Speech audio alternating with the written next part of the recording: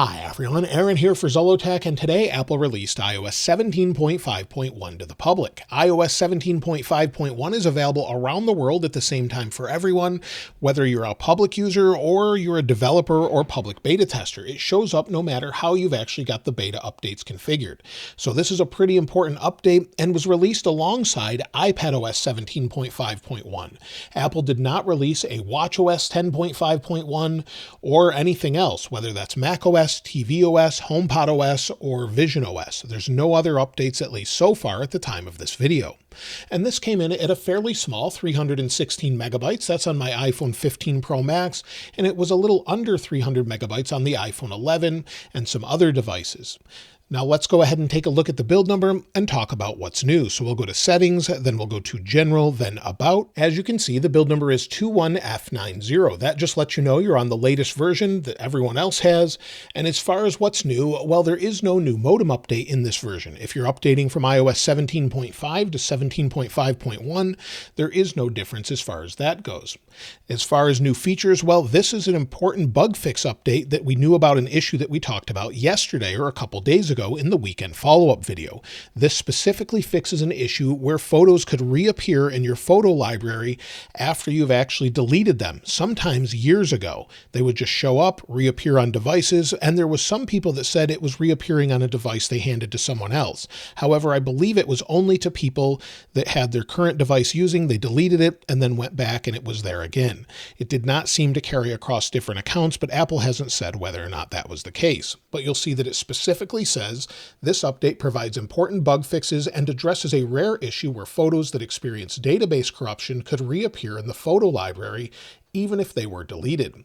This could be memory that wasn't used in your device. Maybe you don't use a ton of your storage and they were just sitting there sort of deleted and the memory resurfaced it by mistake. That's something that seems to be a pretty huge mistake, but I'm glad that they fixed it. As far as other bugs, well, it does say bugs and this issue, but they haven't mentioned anything specifically. For example, I've had quite a few issues with connectivity in the previous update. There's also been issues with GPS, sometimes not locating properly on maps. Safari could freeze from time to time. Some users couldn't make phone calls or they would drop. And they haven't mentioned whether or not they fixed the alarm bug yet. That's something that they've acknowledged, but haven't actually said that they've resolved yet. What that means is sometimes you set your alarm, whether it's you're using a sleep-wake setup or just a regular alarm, sometimes it just wouldn't activate and you would miss the alarm, and of course it wouldn't wake you up. That's a pretty major bug, and so far we don't know if it's been fixed. I have heard of it still being an issue with iOS 17.5 though. Some are also reporting that Apple Watch wasn't connecting with the iPhone, so whether or not iOS 17.5.1 fixes that, we don't know. Additionally, the standby bug is still there. I tested this out right after I installed the update, and if we bring in an Anchor dock here, I'll link this in the description, but if we place it on here and it starts to charge, we go into standby mode, give it just a moment here, and you'll see the clock here. If I press and hold, there's no way to edit this. Once you've edited it a single time, maybe change the colors, or you can swipe through any of these clocks. If you press and hold, there's no way to actually edit this.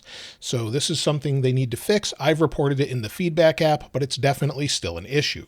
So what's causing it specifically, we don't really know. And of course, there were some other bugs, whether or not they're fixed, we don't know, where we had squared off sort of notifications, and also the wallpaper fading bug is still there. You can actually see it on this wallpaper. Not as important, of course, it doesn't affect usability, but it's just sort of an annoyance when you swipe up from notifications, the wallpaper desaturates. As far as security updates, well, if we go to Apple's security website, they've already updated it, thankfully. And if we scroll down, you'll see iOS 17.5.1 and iPadOS 17.5.1, where it has no published CVE entries. Now, that doesn't necessarily mean they haven't fixed something, but they haven't published anything about it. Since this was a quick bug fix, I doubt that there's anything in here, but there's possibly a few that they've included that they just haven't said. There's no additional release notes other than what's right here with the update itself. And as far as other updates Apple launched, Apple this past week launched an update for Apple Pay, Tap to Pay in Japan. They announced it on their Apple Newsroom website, and that's rolling out across Japan now. Additionally, they did update Apple Music last week.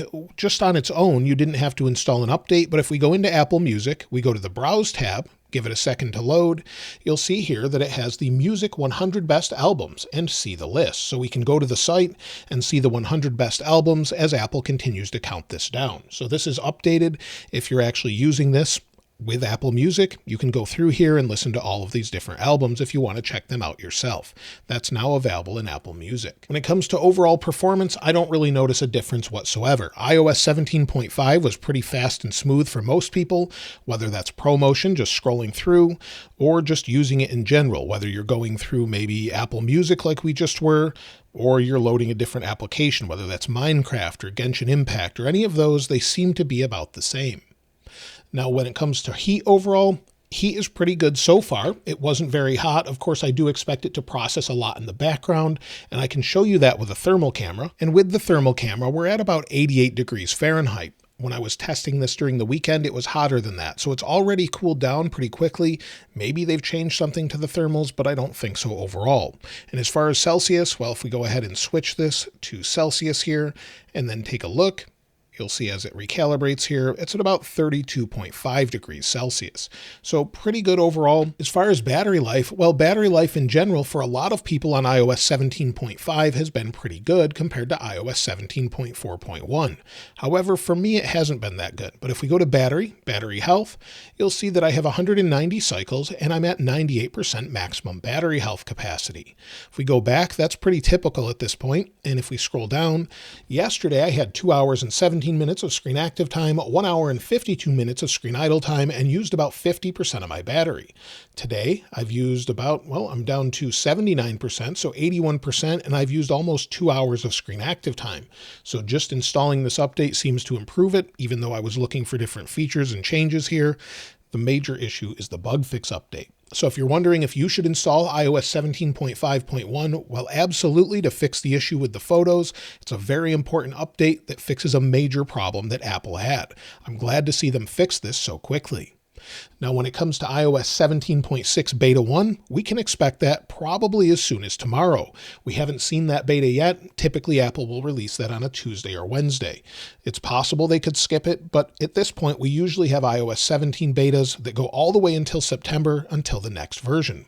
So I would expect an iOS 17.6 release sometime in mid-June, and then of course, in just about 21 days or so, iOS 18 Beta 1 will be shown at WWDC on June 10th. Typically, they'll show iOS 18, all of the major features will be listed, and then we'll get iOS 18 Beta 1 a little bit after the event. So an hour or two after the event, then we'll be able to test it for ourselves. So that's where all the big features and changes are going to be, but at least they fixed those bugs with iOS 17.5 with the photos issue.